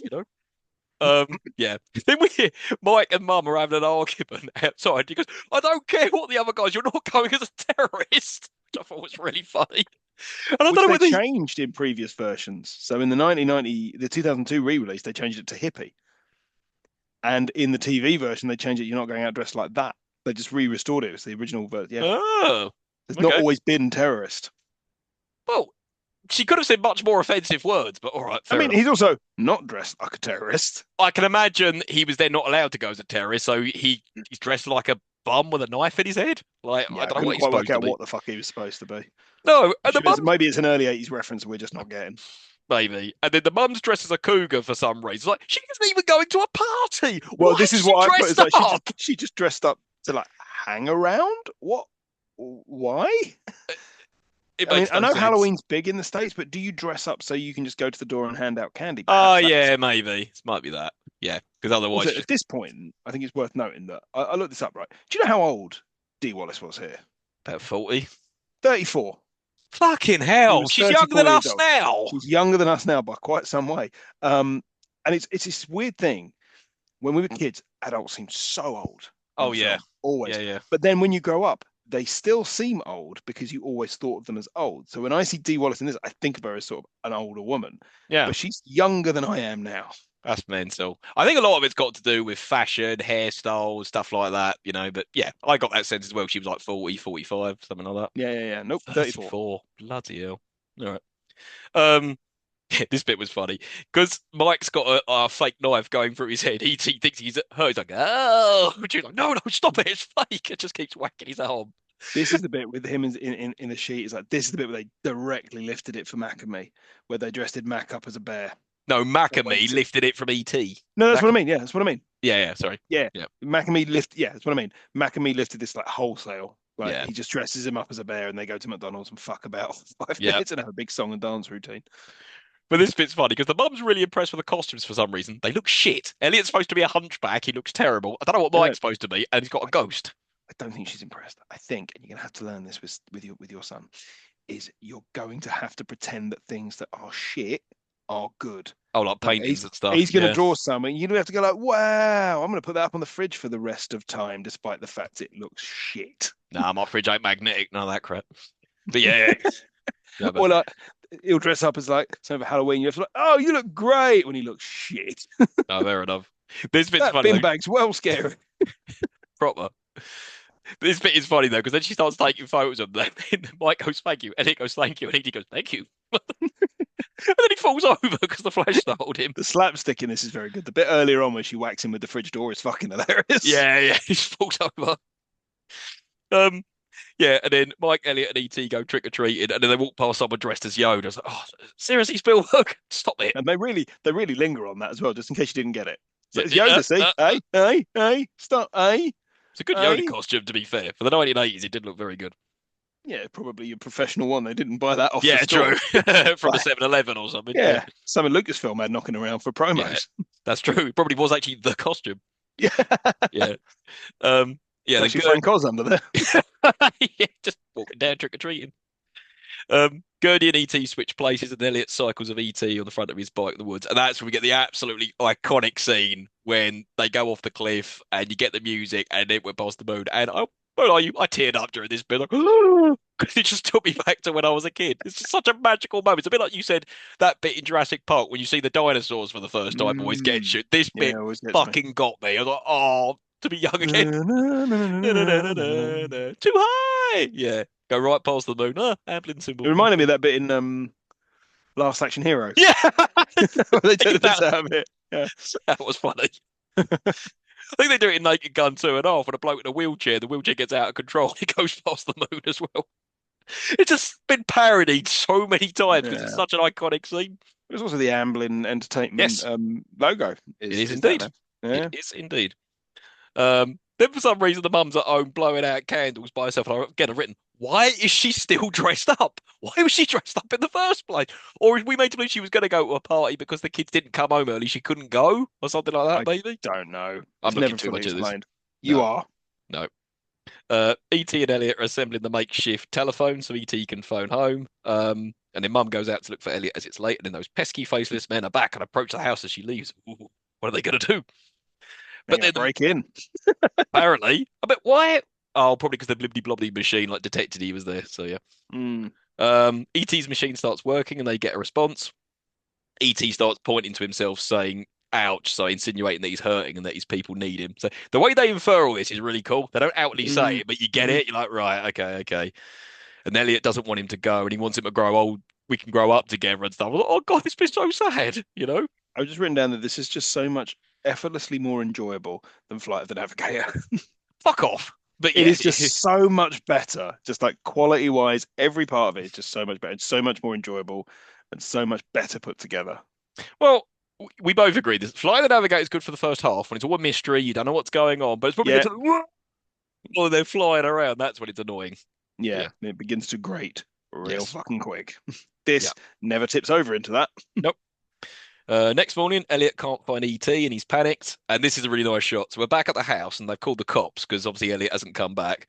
And then Mum's explaining, oh, me and my husband separated recently. Drew Barry goes, my father's in Mexico, which I thought was a really good line. And then she shuts the door and he's behind her. That's always a big reveal, like in horror movies, isn't it? That's always a jump Yeah. scare. So I always remember that scene as a kid. I thought that bit was really good. And then she's furious that, he did that, but relieved at the same time, as a panicked parent would be. And then Elliot tells Mike to go to the forest to find ET. So off Mike goes. But then a pesky car starts following Mike, but he manages to lose it because he's cool on his bike and can take all the back alleys.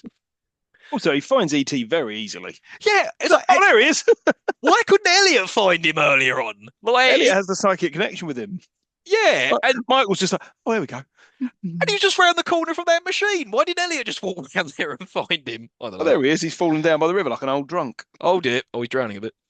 Yeah, he's all grey, nearly dead, and then we hear a helicopter above. At this point, it looks like a 1980s dog turd that you find down the field.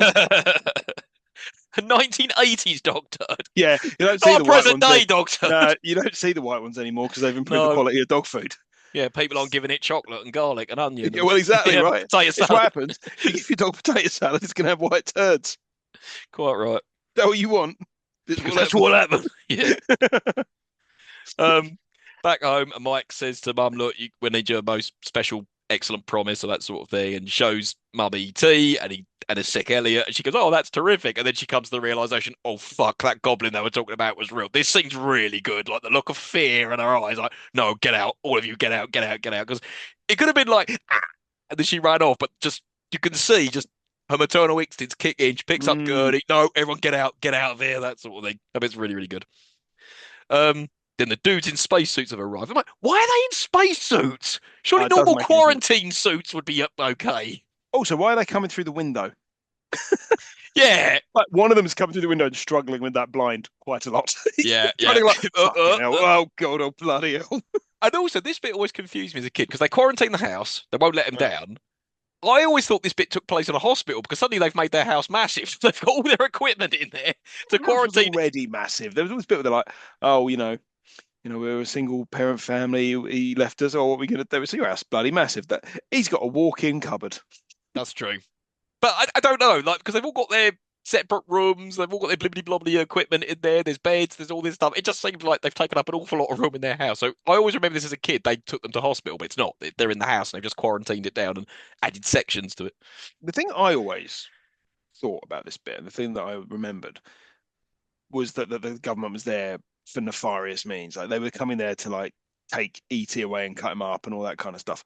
But they're not. Well, that's probably what they do eventually. They initially want to save him, but then once he Yeah. was back to health, they probably would take him away and cut him up and all that sort of They're shit. just never presented as fully villainous. They're presented as scary because they would be scary to a kid if suddenly these Yeah. people are there.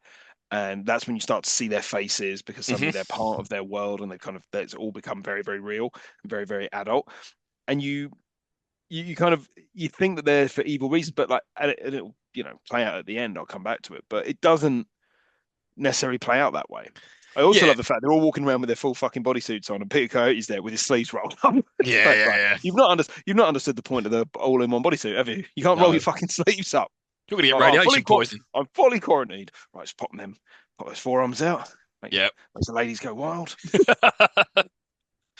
Oh, and there's a great sunset shot, and you see like them all like walking slowly towards the house. Like, oh God, there's so many good shots in this movie. Yeah, Really, really beautiful. good. A spacesuit man discovers ET on the floor.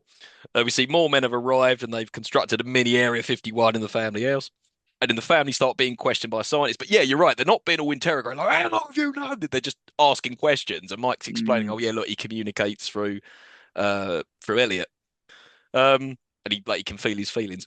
We get lots of blibbity blob and jargon and going, oh, this means this. Blah, blah, blah, blah, blah. We need to raise the levels of blah blah blah on a yeah, there's very tons of that. Tons of like bibbity bobbity science jargon. on Commodore 64 computers. There's one says ET, one says Elliot. Like, do, do, do, do, do, do, do, do. So what does that even mean? Things Hollywood thinks computers can do. Yeah. We see Elliot and ET are in enclosed areas, and then the Peter Coyote character. Yeah, you're right. He's a kind scientist. He's not a Mm, monster. He says to him, "I've been dreaming of this since I was 10 years old. The fact that he's here is a miracle. What can we do to save him?" I was like, "Yeah, you're a really kind man." Like, yeah. yeah, And he's like, oh, I'm obviously, glad he met you first because yeah, you're and a he's good holding kid. hands with him as well. It's a really, really nice Yeah. scene, you And I know? remembered him being a villain in my memory. He was a villain, but he's not. No, to the kids he is, obviously. Yeah. Mike's in the wardrobe all sad, and then he sees that the plant is dead. Then we see that ET's flatlining, and Elliot's begging for him to stay, which is really upsetting, and as he'll be right here. And then we see that Elliot's dragged away. He's like, no, don't take him away from me. And the doctors are fighting to save ET. I'm like, look, how do you know giving him oxygen and giving him I can't remember what that machine's called, like to get his heart starting, and that's going to work? Yeah. But what else are you gonna do? No, true, true. Then we see outside people are being nosy bastards, and we see that it's Mike's friends with their bikes, and then the doctors declare that ET's dead, and the kind scientist closed ET's eyes. Oh, and that when I was a kid, this bit was heartbreaking for me I because I mean, genuinely believed he died. it's really like it puts you through the emotional ringer for a kids' film. It starts off feeling like a horror film. It's got talking about divorce and like parents splitting up. Yeah, It's got a bit of broad slapstick comedy in the middle, and then he fucking dies. It's just yeah. like Jesus Christ. And he dies right in front of Elliot and Gertie, because Gertie even says, "Is he dead, Mum?" I goes, "Yeah." He goes, "I wish he'd come back." Oh And God! it's not like a cool like death like Jesse Ventura in Predator. His chest gets blown to Yeah, pieces. no, It's no, like just a tiny little alien just slowly dies. it's horrible. And then Peter Coyote says to Elliot, "Would you like to spend some time alone with him so you can say goodbye?" I was like, "Yeah, again, he's just being really nice to him. Like, Yeah, say goodbye to your friend." I was like, "This is fucking heartbreaking, all of this." But my mum always used to reassure me, like, "Don't worry, it's all gonna be fine. It's all gonna be fine." When I was younger. Um, yeah, and then as Elliot's saying goodbye to him, and he starts telling him that he loves him and all that sort of thing, and then we realise that he's not dead because his chest starts glowing red, and that flower's back to life. And he starts going like, "E.T., phone home," and then we realise, because his people are coming closer, that's regenerated him, and that's brought him back to hmm life. Thus, the plant is back to life. So there you go. So E.T.'s back to life, but he's being very, very noisy. So Elliot's trying to shut him up. So he closes his body bag and shuts the chamber while he keeps going, "Phone home, phone home, phone home." Bit. Um, oh, no, and then he starts pretending to be sad, right, sort of thing. And then the kind scientist moves him away, and then the plant's coming back to life as well. He's like, "Oh, you want to take the flowers?" He goes, "Ah!" Starts yeah, crying that's again. fine. Yeah.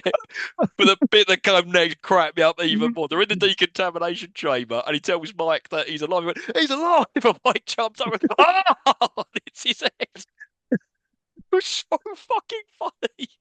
I'm not even sure it was meant to be funny, but it made me laugh. Um, And then Gurney brings Mum a note explaining that what Mike and Elliot are doing. Goes, "I'm supposed to bring this to you when the boys are gone." I was like, "You're such an idiot. Why? Why? Why did they need to tell her what they were doing?" Um, then we get a shot of Elliot. So there's a van which they've already loaded ET into, where they're taking him probably to cut him up now. And then Elliot's walking the tube to the van. He walks past two scientist blokes. They just go, "All right." Why did they say, "Hang on, kid, what the hell are you doing? Get back in Yeah, there." yeah, yeah, yeah. Why is he just allowed to walk in there? And yeah, and then Mike's in the front of the van, but he hasn't put his mask on. And some guy at the front, "What are you doing?" He went, "Open the door, son. Open the door." And then I'm like, "Why are the keys in the ignition?" Because Mike just Yeah, likes, don't ask questions. don't ask questions. Um, yeah, and then the cool kid, his friends on the bikes speak to me. He goes, "I'll meet us on the hill." And I'm like, "Why? What? Why have his friends got to get involved in this plan?" I don't know whether. Well, because they've been in the film, so we just want to give them a denouement. I like the fact they set up the fact that he could drive earlier in the film. Ah, yeah, that was It doesn't cool. come out of nowhere. Yeah, but his panic is, "I've only ever driven backwards." But yeah, you're right. It's not in those movies when suddenly a 12-year-old's driving a car for no reason. Yeah. Yeah, but he tells his friends to meet him at the playground, and the kids be cool. They put on their glasses. Also, one Mike's of them's wearing a hat that says Camus on it. I'm like, what? and then one puts a balaclava. I was like, "You're gonna go rob a house? Like, what, Yeah. what It's are like you doing?" Albert Camus, the French philosopher. Okay. All right, are you kids? And this bit I always remember. So Mike's driving along, and the tube's being dragged, and those two scientists like, "Whoa!" Getting Oh, dragged to that the really tube. hurt. Oh God, yeah, that's a hell of a stunt in The, this. There f- are the, some f- really good practical stunts in this yeah, movie. yeah, yeah. Um, It's almost like when you work on like a lower budget or without access to CGI and all of those things that you're forced to come up with these inventive ways of doing things, but also yeah, ways that look much better. I mean, like if you look at Spielberg, and we'll come back to this a bit later, but he when he's later on in his career and he's got all unfettered access to CGI, he puts out mm, some right shite. yeah. I mean, it's not shit. I love Minority Report, but that's just CGI ridden, isn't it? You know, No, no, no, I'm not talking about Minority Report. I was talking more about Ready Ready Player Player One One. Yeah. or the BFG. Oh, the BFG's awful. Oh boy, they're both awful. They're both Yeah, awful. but no, that's my point. Yeah, well, your point. Yeah, like the Yeah. the simplicity is so much more effective. It's CGI is Yeah, lazy, but like, because you're forced to work around it. You're forced to kind of like yeah, you want to get this thing on screen. You have to do it in a way that you know makes the most of what you've got and does it in a yeah, way that's inventive. And if that's quick cuts, if that's good model work, if that's getting a kid without legs to walk on his hands, that's how you get these things done. I It's easier portray. just to Yeah, CGI it. Yeah. yeah, absolutely.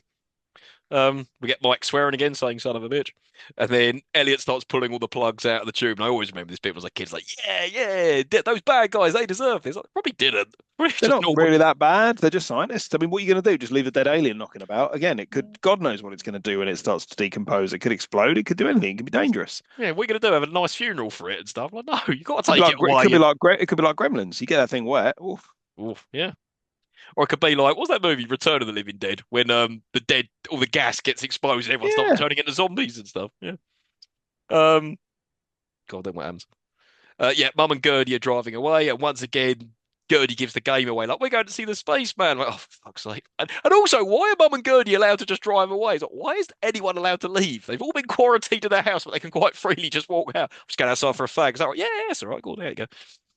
Um, yeah. The kids, yeah, the scientists realize they've all escaped, and then suddenly we get loads of cop cars. It's like every cop car in this town is on their trail. Suddenly Uh, becomes the Blues Brothers in 5 minutes. yeah, it does. But again, all very cool practical effects. Mike's driving like a dick, and they meet the cool friends at the playground, and they finally see E.T. Like, whoa, and he's got his glowing chest. Everyone's running in the playground, but the cool kids In have like escaped on their big bikes. glowing red heart and his like flowing white Yeah, robes. I was like, there's a big Jesus allegory going on here, isn't there? of course. Oh, the other thing I noticed as well is whenever E.T.'s like with them and communicating, like his head pulsates, which is really cool. Yeah. Like you see his temples moving, which is really really cool. Yeah. Then we get the cop cars are chasing the kids, and then they start taking crazy routes. And there's a hell of a stunt. They're all on those mud hills, and they're all like jumping up and Yeah. down and shit. I was like, is Well, that really kids or they're stunt stunt men? doubles. Yeah, they're Yeah. stunt doubles. They're 40-year-old stunt doubles. They could have been cool kids. Who knows? No, no, no. They're stunt doubles. Yeah. And the bikes start riding all over the cop car, and I've written down that is dangerous and disrespectful. You know. But That is government property, I'll have you know. but that's okay. They're cops. They're the bad guys. Like, no, they're not. They're really not. The kids split up to distract the cars, and then they regroup, and then suddenly an army of people suddenly go onto the road. Where did these people come from, and how did they catch up with them? Why are there so many people on their trail? And as the cars block them, we get another iconic scene, which again made me tear up, which is when all the bikes fly up this time, and we get the So and it this is the starts. bit where you got the cops with their shotguns getting out. Like, so They're gonna in shoot the these kids. re-edited version in 2002, the biggest CGI tweak that was made that got the most shit was that they replaced the shotguns with walkie-talkies. You're So all of the cops joking. that had guns, they replaced with walkie-talkies. Because they thought and Spielberg, I think later came out and went, I regret doing that. That was silly. And I think George Lucas, with all his Star Wars tinkering, had probably persuaded him it was a good idea. So he did it, then went, nah, shit, put it all back. Put it all back to how it was. Yeah, do you know what? I don't think I ever want to watch that extended cut. I reckon there's just a load of No. pointless shit in there for no reason, you Oh know? yeah, there's a scene with Elliot and ET in the bath together, which they couldn't do because the puppetry didn't look good when they first filmed it. So they've just redone it, and ET's entirely CGI and the whole thing. So no, it wouldn't be good. So what, they've used old footage of Henry Thomas and just Yeah, yeah, and CGI'd. then just CGI'd ET into Right, it. Yeah, right. Okay, that's really stupid. no. But yeah, I did write down, what the hell is this cop gonna do? Shoot these kids if they don't stop? But yeah, that scene's really magical. I mean, the effects look a bit ropey or whatever because it's all green screen or blue screen or whatever. But yeah, instead of the moon, they go past the sun. I was like, oh, that's really cool. I mean, it's fine if it looks ropey. Oh yeah, no, it's still a magical moment, but yeah, it's not most polished. Um, yeah, the kids arrive in the woods, and then we see that the machine is still working, and we get the spaceship approaching, and it starts descending, and ET's chest is glowing all red, and this bit's really upsetting because all the kids take it in turns to say goodbye to him. Gertie says goodbye to him, and he goes, "Be good." And then Michael says goodbye to him. He pats him on the head, and he goes, "Thank you." He's like, "Oh, you're welcome." And then all the creatures start coming out of the ship, and the adults arrive, but they make no attempt to stop any of this. I don't know whether it's a But bit see, like Close Encounters; they're just in awe of what they're seeing. but so this is my point around Peter Coyote's character as the scientist, right? And in my head he was a villain, but he gets there. He makes no attempt to stop any of this from happening. He's just watching, like he's in awe of it, like he's just Yeah, watching him and has taken in the moment as anybody. So there isn't really a villain. There is no no. force for evil in this film. It's just simply someone doing his job. Yeah. And this bit right at the end is very much like Close Encounters. Right at the end, the Oh spaceship yeah, comes yeah. down, everyone's watching it, and all that sort of thing. Yeah. Elliot says goodbye to him, and he's very sad. And ET's saying come, and then Elliot says stay, and then they do ouch, and then gives him a big hug, and then ET goes, "I'll be right here." Like, "Ah!" And then he leaves with that plant, and the spaceship flies away, making a rainbow. Yeah, The end. that was ET. Yeah, no fucking about, no another scene of them talking about it, no Nope. ET stays there or the kid goes with him. Nope, none of that. Yeah. So there we go. We're on quite a journey with that. Right. So we're going to flip it on its head. Let's go Yeah, way back when. What yeah, did you hate about it back then? I'm very, very curious to understand what you hated about it back then. boring. Is that what it was? Yeah, boring, and it was romantic. It was like it's a soft film. It was like, oh, they're just making little friends with the alien. There's nothing happening. There's no guns. There's no nothing. No one's exploding. No one's shooting anyone. No one's got a lightsaber. Nothing's ha interesting. It's just boring. But even the iconic bits, like the Yeah, but it's just it's but it's for me. It was like it was soft, right. and I didn't like when I was a kid. I didn't like stuff like that. When I was a kid, I wanted action and adventure and explosions. I didn't want a heartwarming tale about a kid and his alien friend where no one got eaten.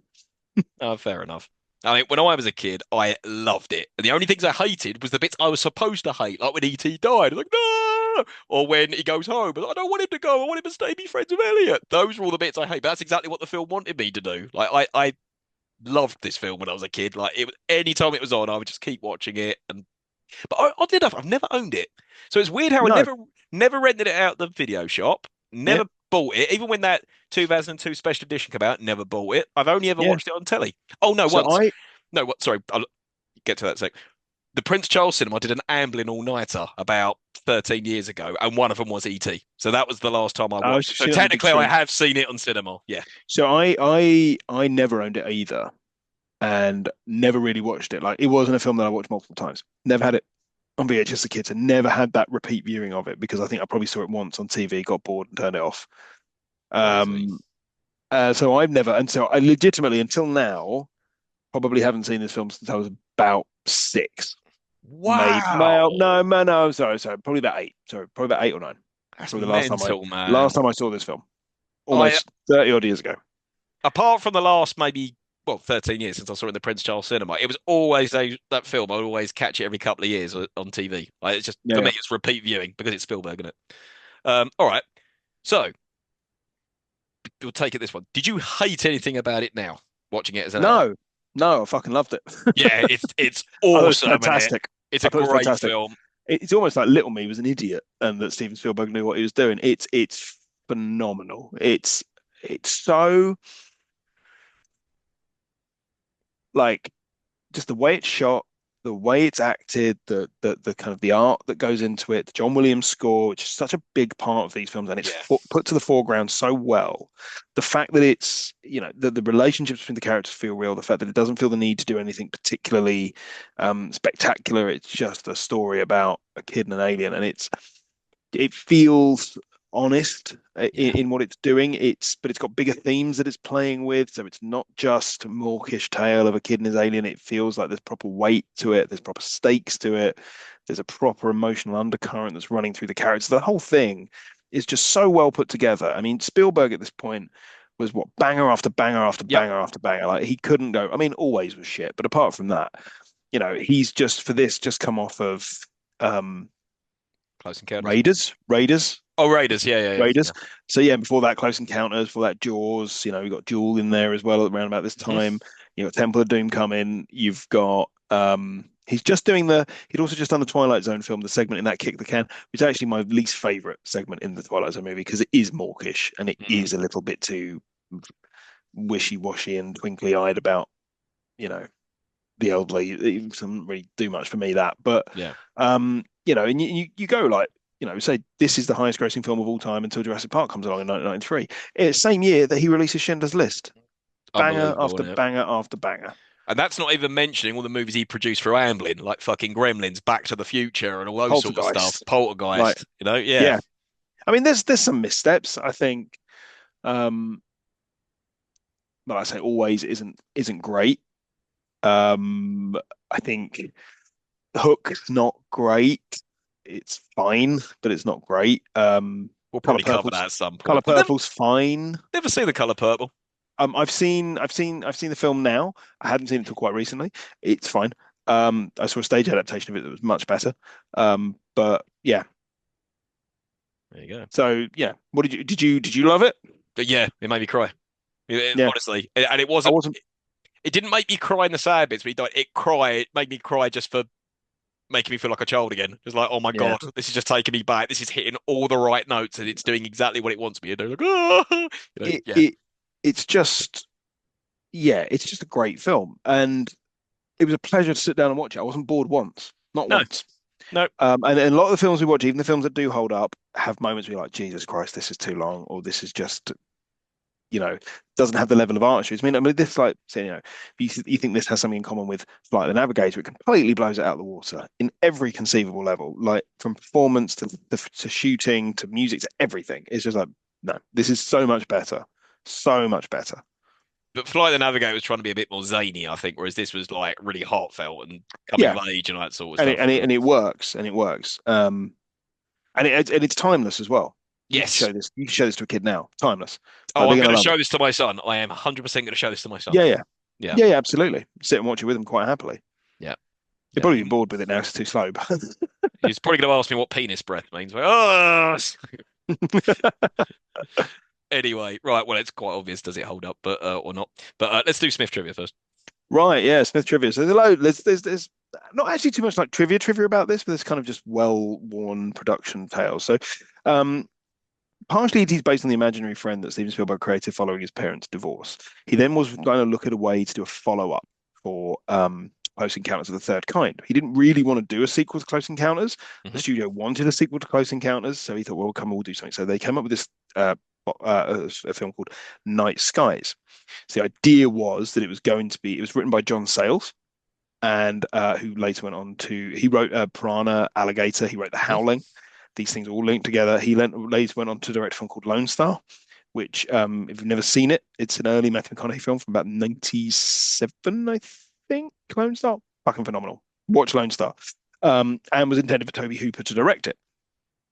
Anyway, uh, basically it was E.T., but the aliens were not friendly. They were coming to hurt Mm. people. Couldn't quite get it to work. Didn't really think that it was working. So showed it to the writer Melissa Matheson. Now Melissa Matheson was married to Harrison Ford. She came to the set of Raiders of the Lost Ark, where Spielberg showed her this story, and she went away and thought about it. And between them, they came up with E.T. A few other writers chipped into various bits. Melissa Matheson's interesting because her writing credits are pretty slow on the ground. I don't know, like she did this. She did the Kick the Can segment from Twilight Hmm. Zone the movie. She did the Indian in the Cupboard. Oh yeah, remember that movie? Um, I've never seen it. Kundun and the BFG for Spielberg was the last thing she did. She won an award for that, and then that was the last thing she did, and she died not too long afterwards. So they took this away, went to make ET. The horror elements of it they used and threw into Poltergeist, which so continued the working relationship between Toby Hooper and um, Steven Spielberg. They then take it to Columbia Pictures, who rejected it. Didn't think they wanted a horror film. They didn't think it was scary enough. Didn't think it was good enough, and that it would only appeal to small children. They put about $1 million into developing it before they decided, you know what, we can't move what the owner of Columbia at the time called a wimpy Disney movie. Sold it to Universal for $1 million. So the same amount of money that they put into it. Hmm. However, Columbia, very sensibly, as part of the deal, retained 5% of the rights, so 5% of the profits of the film made. So they would go on to say, probably quite approximately, that they made more from this one Hmm. film than any of the films they released that year. Yep. Premiered in Cannes in 1982, it closed the Cannes Film Festival, was nominated for 9 Oscars, won 4, Wow. all technical. As I said earlier, it was beaten to Best Picture by Gandhi, a film I've never seen. Um, if E.T. the puppet was developed by Carlo Rambaldi, who'd done all of the effects for Close Encounters and various other films. Um, it was performed. E.T. was performed by two little people and a 12-year-old boy called Matthew Demerit, who was born without legs. So a lot of it, him walking on his hands while being E.T. with a head above and like placing the chest where he could see out. A professional mime was used to use the hands and the bits of the close up of the hands, so it's more dexterous, which you can see. It almost has that Thunderbirds feel to it, where it's like close up on the hands, it's doing something that it's clearly Yeah, not yeah, doing in long yeah. shots. And the voice was a mix of various different people, but mainly an actor called Pat Welsh. I think the costume cost about 1.5 million. It cost to make ET himself. So interesting that you thought there were M&Ms in the film because M&Ms were originally approached to be in the film and said Ah, no. fools. because they thought that it would be too scary and that ET would frighten children and didn't want to be associated with it. So Reese's Pieces said yes. Reese's Pieces made a hell of a lot more money. Hmm. Um, the stuffed animal scene with ET, where he's hiding amongst the animals, was recommended by Bob Zemeckis, who's director of Back to Ah, the Future. He came up with that as an idea. Um, so there was the alternate special edition, which we mentioned a couple of times. It was only available up until around about 2012, and now it's pretty hard to come by. yeah. There's the CG scene of Elliot and ET taking a bath. They made alterations to to ET in certain points where he's talking to make his mouth match Mm, up with the dialogue, especially with phone home. It's making his mouth more like it's saying phone home. Doesn't need it. Doesn't need it at all. no. And famously, the bit we were discussing earlier, there was a scene with the school principal that take place directly after the frogs. The principal was played by Harrison Ford in a rare scene of an adult's face being seen in the film. The deleted scene is out there. You can find it on YouTube. Yeah, yeah. He's in shadow quite a lot, but you can see him. Hmm. Um, they took it out because they thought that if suddenly you introduce Harrison Ford halfway through, everyone's going to think it's a Harrison Ford film and that he's going to be in it more, and he wasn't in it more, and they didn't want to Right. distract people, so they took it out. But that was him as supposed to be a scene where Elliot floats in his chair Yeah, yeah, while ET's building his phone home. There was one scene, apparently during the drunk bit, there's a bit where Elliot gets some chalk and is drawing in midair, yeah. Ah, drunkenly, that was in the theatrical version. So it was in the cinema version, but then got cut out and has never why? been released in any other version since. No one knows. Probably just like one of those little things that Spielberg probably didn't like it, probably saw it and thought, "Hmm, Hmm, you know what, I'll take it out." interesting. Um, yeah, and that is all of the Smith trivia that I have. Cool. The only one I wanted to add, there was an Atari video game of Oh ET, yes. and it is meant to be atrocious. I've seen footage of it. It is not good. Apparently, it absolutely bombed that Christmas that it was released, which is Oh bizarre. yeah. If it was coming on the back of ET, which came out in the summer, and apparently in New Mexico, there was a shitload of them that have just been buried out in the Yeah. desert. I think I think that the trailers they were used to build a road. Oh It my is like God. landfill for a road. But stories like that then make it a collector's item because now everyone wants it. So now it's probably worth a fortune. Yeah, if you've got one, it probably is worth a small fortune. Yeah, yeah, amazing. But then again, the Atari was a shit console anyway. A lot of the games were do. So it doesn't look that bad. But yeah, apparently it's meant to Oh, be what? awful. Yeah. But there you go. Right. Well, it's quite obvious, isn't it? The final verdict, does it hold up? Yep. Yeah, absolutely. And this is probably the most successful movie we've ever covered in terms of, box office, critically, just longevity, Yep. iconicness, everything. Just ticks all the boxes, you know? I mean, I can't really think of many Spielberg ones that we could cover that wouldn't. I mean, I think maybe Hook, Yeah, maybe Hook is on The our Lost list to World. cover. Yeah. Yeah, I don't really The like Lost Lost World that World. much. I Yeah, did. I enjoyed it when it came out. But apart from that, the only other Spielberg ones that are not ones that I'd have watched either, not ones I watched when I was a kid, or they're like the Indiana Jones films or Jurassic Park, and there's no way we're covering them because they're brilliant. They've always been brilliant. of course. There you go. Right then. So, next episode's nomination, which is my turn. Right. Oh, So, Smith, what if I was to sing this little song to you? I got sunshine on a cloudy day. Dun, dun, dun, dun, dun, dun, dun, dun, I dun, would dun. tell you to go and take singing lessons. Yes, true. What song is that? That is My Girl. That is right. It's My Girl. So the next movie we're going to cover is the 1991 Macaulay Culkin, Dan Aykroyd, Jamie Lee Curtis movie, My Girl. And God, I'm I forgot Dan Aykroyd genuinely, was in that. yeah, he is. Blimey. Yeah, he's the main character in it. He's also the main character in, well, the main listed actor, and the same one in My Girl too. And he's barely in My Girl too. I was like, then why are you top of the bill? But anyway, doesn't matter. We're only Because covering he's the first one Dan Aykroyd, damn it. because he's Dan Aykroyd. Yeah, I've genuinely not watched that film since I was a kid. So that'll be interesting to go back and rewatch. So yeah, there you go. Next time we regroup, we'll be covering My Girl. So, just before we get out of here, a bit of housekeeping. Just want to plug our socials. So you can reach us on email at it doesn't hold up podcast at gmail.com. We're on Instagram at it doesn't hold up podcast. We're on Twitter, or X as it's now known, as doesn't hold up pod. You can reach us on YouTube at it doesn't hold up podcast. And we are on Spotify, Apple Podcasts, and all other good places you listen to podcasts. Remember, do give us a good review on all your podcast platforms. And remember, we do welcome all suggestions for things for us to cover. So please let us know what you want us to cover. Right, Smith, is there anything else you'd like to say on ET before we get out of here and regroup for my go? Yes. I'll be right here. Oh, actually, no, I won't. I've got something to be. I've got something on, but I'll be back. You know, it's fine. Bye. And I just want to say, ouch.